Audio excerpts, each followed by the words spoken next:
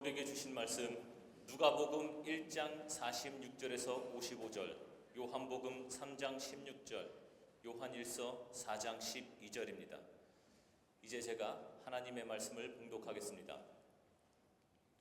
그리하여 마리아가 말하였다. 내 영혼이 주님을 찬양하며 내 마음이 내 구주 하나님을 좋아함은 그가 이 여종의 비천함을 보살펴 주셨기 때문입니다. 이제부터는 모든 세대가 나를 행복하다 할 것입니다. 힘센 분이 나에게 큰 일을 하셨기 때문입니다. 그의 이름은 거룩하고 그의 자비하심은 그를 두려워하는 사람들에게 대대로 있을 것입니다. 그는 그 팔로 권능을 행하시고 마음이 교만한 사람들을 흩으셨으니 제왕들을 왕좌에서 끌어내리시고 비천한 사람을 높이셨습니다. 줄인 사람들을 좋은 것으로 배부르게 하시고 부한 사람들을 빈손으로 떠나 보내셨습니다. 그는 자비를 기억하셔서 자기의 종 이스라엘을 도우셨습니다. 우리 조상들에게 말씀하신 대로 그 자비는 아브라함과 그 자손에게 영원토록 있을 것입니다. 하나님께서 세상을 이처럼 사랑하셔서 외아들을 주셨으니 이는 그를 믿는 자마다 멸망하지 않고 영생을 얻게 하려는 것이다. 지금까지 하나님을 본 사람은 없습니다. 그러나 우리가 서로 사랑하면 하나님이 우리 가운데 계시고 또 하나님의 사랑이 우리 가운데서 완성된 것입니다. 아멘. 한국 속담에 이런 말이 있습니다. 실 가는데 바늘 간다. 이 속담은 서로 밀접한 관계에 있거나 반드시 함께 있어야 하는 두 가지를 비유적으로 표현한 말입니다. 바느질을 열심히 하는데 바늘에 실이 연결되어 있지 않다면 이것은 헛수고에 불과할 것입니다. 반대로 실은 바늘 없이 그 역할을 감당할 수 없습니다. 바늘이 먼저 옷감을 뚫고 지나가야 실이 그 뒤를 따라갈 수 있습니다. 바늘과 실은 떨어질 수 없는 것처럼 예수님과 성도의 관계도 절대 떨어질 수 없습니다. 바늘 가는데 실 간다 라는 한국 속담과 비슷한 말을 예수님은 요한복음 15장에서 포도나무 비유로 말씀하셨습니다. 내 안에 머물러 있어라. 그리하면 나도 너희 안에 머물러 있겠다. 가지가 포도나무에 붙어 있지 아니하면 스스로 열매를 맺을 수 없는 것과 같이 너희도 내 안에 머물러 있지 아니하면 열매를 맺을 수 없다. 나는 포도나무요 너희는 가지이다. 사람이 내 안에 머물러 있고 내가 그 안에 머물러 있으면 그는 많은 열매를 맺는다. 너희는 나를 떠나서는 아무것도 할 수 없다. 바늘과 실이 떨어질 수 없는 사이이듯이 예수님은 포도나무의 비유를 통하여 예수님과 성도의 관계도 절대로 떨어질 수 없는 관계임을 말씀하셨습니다. 그렇다면 성도는 왜 예수님과 떨어지면 안 될까요? 그 이유는 간단하죠. 포도나무 가지가 포도나무 줄기에 붙어 있어야 하는 이유와 같습니다. 가지가 열매를 맺으려면, 가지에 열매가 달리려면 먼저 가지에 봉오리가 생겨야 하고 꽃을 피워야 합니다. 꽃이 수정되면 열매로 자라게 됩니다. 그런데 포도나무를 그저 꽃을 보는 것으로 만족하고 가지를 꺾어버리면 열매를 맺을 수 없습니다.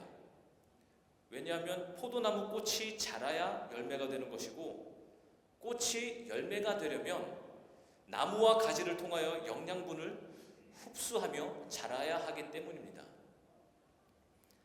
단순히 꽃을 보기 위해 포도나무를 키우는 사람은 없을 것입니다. 포도나무를 키우는 목적이 열매에 있듯이 성도에게도 그러한 목적이 주어졌습니다. 우리 모두는 목적을 가지고 있습니다. 성도 또한 포도나무이신 예수 그리스도와 함께 붙어 있으면서 맺어야 할 목적이 있는 것입니다. 그 목적이 바로 사랑과 연합입니다. 예수님은 바로 그 목적을 위해 이 세상에 오셨습니다. 예수님은 마리아를 통하여 이 세상에 오셨습니다. 예수님께서 마리아를 통해 이 땅에 오신 사건은 단순히 생물학적이거나 인간적인 연합으로 그치는 것이 아닙니다. 예수님께서 마리아를 통해 이 땅에 오신 사건은 하나님의 구원 계획 속에서 이루어진 영적 연합입니다. 이 사건은 하나님과 인간의 연합임과 동시에 그리스도와 성도의 연합을 나타냅니다. 그리고 마리아는 믿음으로 그 연합에 순종했던 것입니다. 마리아는 자기에게 이루어진 일을 믿으며 하나님께 찬양했습니다. 그 노래의 가사가 바로 누가복음 1장에 기록된 오늘의 본문 말씀입니다. 마리아는 하나님과의 그 연합을 통하여서 믿음으로 순종하며 받아들이고 찬양을 드렸습니다. 그 찬양의 가사가 바로 오늘의 말씀입니다. 내 영혼이 주님을 찬양하며 내 마음이 내 구주 하나님을 좋아함은 그가 이 여종의 비천함을 보살펴 주셨기 때문입니다. 하나님께서 우리에게 예수 그리스도를 보내주셔서 사랑과 연합을 이루신 것은 우리를 보살피기 위함입니다. 포도나무에 가지가 붙어 있어야 영양분을 얻고 성장하여 열매를 맺게 되는 원리와 같은 것입니다. 찬양 말미에 마리아는 이렇게 고백합니다. 그 자비는 아브라함과 그 자손에게 영원토록 있을 것입니다. 하나님의 자비는 아브라함과 그 자손에게, 즉 모든 그리스도인들에게 영원토록 임할 것을 말하며 하나님을 찬양합니다. 마리아는 하나님과의 연합을 두고 하나님의 보살핌과 자비가 있을 것을 믿음으로 찬양한 것입니다. 처녀에게 아이가 생겼죠. 그거에 대한 그 연합에 대한 그 영적 연합에 대해서 하나님께서 보호해 주실 것이다 라는 믿음이 마리아에게 있었다는 것입니다. 예수 그리스도의 오심은 사랑과 연합을 상징합니다. 예수님은 하나님과 사람 사이의 단절된 관계를 회복하시기 위해 오셨습니다. 예수 그리스도의 오심은 하나님이 우리와 함께 하신다는 약속의 성취입니다. 그리고 이제 예수 그리스도의 오심의 목적이 우리에게 주어졌습니다. 하나님의 목적이 우리의 목적이 된 것입니다. 그리고 이제 예수 그리스도의 오심의 목적이 우리에게 주어진 것은 우리도 서로 사랑하고 연합하라는 하나님의 뜻이 우리에게 전해진 것입니다. 먼저는 마리아의 그 임신이 하나님과의 인간과 그 어떤 생물학적인 연합을 넘어 영적 구원을 위한 연합이라고 하였죠. 그 목적이 이제 우리 모두에게 주어진 것입니다. 서로 사랑하고 연합하는 목적. 하나님께서 사람을 창조하실 때 하나님의 형상과 모양으로 사람을 창조하셨다고 하셨습니다. 하나님의 속성을 따라 사람이 창조되었다는 것입니다. 하나님의 속성은 사랑입니다. 오늘 말씀 요한복음 3장 16절과 요한일서 4장 12절을 다시 보겠습니다. 하나님께서 세상을 이처럼 사랑하셔서 외아들을 주셨으니 이는 그를 믿는 사람마다 멸망하지 않고 영생을 얻게 하려는 것이다. 지금까지 하나님을 본 사람은 없습니다. 그러나 우리가 서로 사랑하면 하나님이 우리 가운데 계시고 또 하나님의 사랑이 우리 가운데서 완성된 것입니다. 우리가 지금까지 하나님을 직접 본 적은 없지만 우리가 서로 사랑하면 하나님께서 우리 가운데 계시다고 합니다. 이 얼마나 놀라운 말씀입니까? 그리고 우리가 서로 사랑하는 것이 하나님의 사랑의 완성, 즉 최종 목적이라는 것입니다. 사랑의 완성. 하나님께서 예수 그리스도를 이 땅에 보내신 것은 하나님께서 우리에게 그의 사랑을 보여주시기 위함이었고, 또한 그것에 대한 최종 목적은 이제는 우리도 서로 사랑하는 것입니다. 그것을 위해 예수 그리스도를 이 땅에 보내신 것입니다. 대림절 넷째 주일입니다. 우리는 지금 예수 그리스도의 오심을 기다리며 성탄절을 기다리고 있습니다. 예수님께서 이 세상에 오신 것은 사랑과 연합을 위함입니다. 우리가 이 땅에서 서로 사랑함으로 천국의 기쁨을 이 땅에서 누리기 위함입니다. 그러나 우리가 다 알다시피 사랑하는 것은 쉬운 일이 아닙니다. 쉬운 일이 아닌 게 아니라 사실 어렵습니다. 다 사랑해봐서 아시죠? 어렵습니다. 독일은 자전거 보급률이 높습니다. 자전거길이 잘 되어 있어서 사람들이 자전거를 타고 어디든 이동할 수 있습니다. 많은 아이들이 초등학교 입학하기 전에 자전거를 탈 줄 알게 됩니다. 그러나 아무리 자전거를 잘 탄다고 하여도 누구에게나 처음은 있습니다.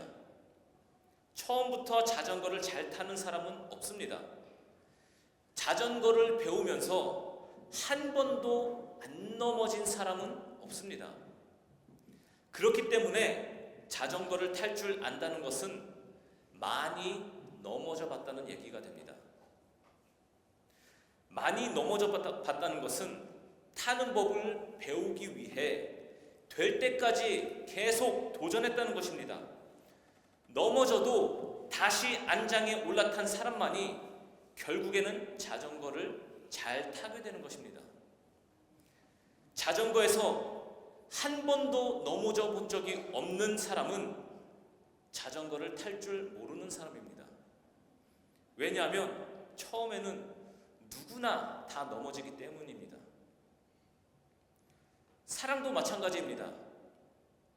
사랑도 해본 사람이 사랑을 할 줄 압니다. 사랑하기를 도전해 본 사람이 사랑할 줄 알게 됩니다. 사랑하다가 상처받지 않은 사람은 없습니다. 누구나 다 넘어지고 상처를 받습니다. 나는 누군가와 사랑하면서 한 번도 상처를 받은 적도 없고 서운한 적도 없다고 말할 수 있는 사람은 없습니다. 그러나 상처를 받음에도 불구하고 다시 사랑하기로 결정하는 사람만이 진짜 사랑을 할 수 있는 사람입니다. 사랑에는 용기가 필요합니다. 자전거를 탈 때 용기로 다시 한번 자전거를 세우듯이 사랑에도 용기가 필요한 것입니다.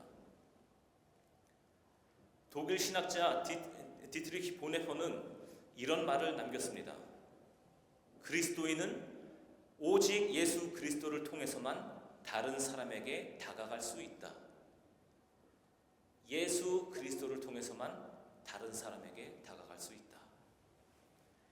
그리스도인의 연합은 예수 그리스도를 통해서 이루어진다는 말입니다. 하나님은 우리에게 그런 사랑을 보여주셨습니다. 우리와 연합하기 위하여 그 아들을 우리에게 보내주셨습니다. 예수님은 우리를 사랑하시면서 많은 상처를 입으셨습니다. 그럼에도 불구하고 끝까지 사랑하셨습니다. 그리고 이제는 우리가 서로 사랑하는 것이 하나님께서 보여주신 사랑의 완성이라고 합니다. 우리가 서로 사랑하는 것, 이것이 하나님의 사랑의 목적입니다. 성도는 포도나무에 붙어서 영양분을 흡수하며 열매를 맺는 가지입니다. 우리의 열매, 성도의 열매는 사랑과 연합입니다. 하나님께서 이 사랑과 연합을 완성시키고자 예수 그리스도를 이 땅에 보내셨습니다. 우리 교회는 사랑과 연합을 위한 도구입니다. 우리 교회는 열매를 맺는 가지입니다. 사랑의 열매를 맺기로 다시 도전하고 또 도전하는 교회가 하나님의 도구가 되는 교회입니다. 연말에 여러 부서가 많이 분주하고 목장도 재편성되었습니다. 가족 모임도 있고 지인들과의 모임도 있습니다. 이 모든 것이 결국에는 사람과 사람의 만남들입니다. 이 모든 만남 속에서 사랑과 연합이 이루어지면 좋겠습니다. 이것이 바로 예수님께서 오신 이유입니다. 오늘 우리는 예수님께서 우리에게 오신 것에 기뻐하고 서로 사랑하면 됩니다. 우리 사랑의 열매를 맺읍시다. 가정과 일터와 학교와 교회에서 사랑의 열매를 맺읍시다. 사랑과 연합이 우리 안에서 충만하게 이루어지길 축복하며 기도합니다. 기도하겠습니다. 하나님 감사합니다. 오늘 말씀을 통하여 예수 그리스도의 사랑과 연합의 기쁜 뜻을 깨닫게 해주심에 감사드립니다. 포도나무에 가지가 붙어 있어야 열매를 맺을 수 있듯이 우리가 주님 안에 머물러야만 참된 열매를 맺을 수 있음을 고백합니다. 우리의 삶이 예수 그리스도와의 연합 안에서 풍성한 사랑의 열매를 맺도록 인도하여 주시옵소서. 우리의 연약함과 부족함을 주님께 맡기오니 상처받을 때에도 다시 사랑을 선택하고 서로 연합하며 살아가는 용기를 주시옵소서. 예수님께서 이 땅에 오신 목적이 사랑과 연합임을 기억하며 우리 가정과 교회, 일터와 학교에서 그 사랑을 실천하게 하시옵소서. 우리의 모든 만남 속에 주님의 사랑이 깃들게 하시고 그 사랑으로 천국의 기쁨을 이 땅에서 누리게 하시옵소서. 특별히 우리 교회가 사랑과 연합의 도구가 되게 하시고 하나님께서 맡기신 사명을 잘 감당하는 교회가 되게 하시옵소서. 예수님께서 보여주신 사랑을 본받아 우리도 서로 사랑하며 살아가길 소망합니다. 이 대림절 기간 예수님께서 오신 기쁨을 나누며 서로 사랑의 열매를 맺도록 도와주시옵소서. 예수 그리스도의 이름으로 기도드립니다. 아멘.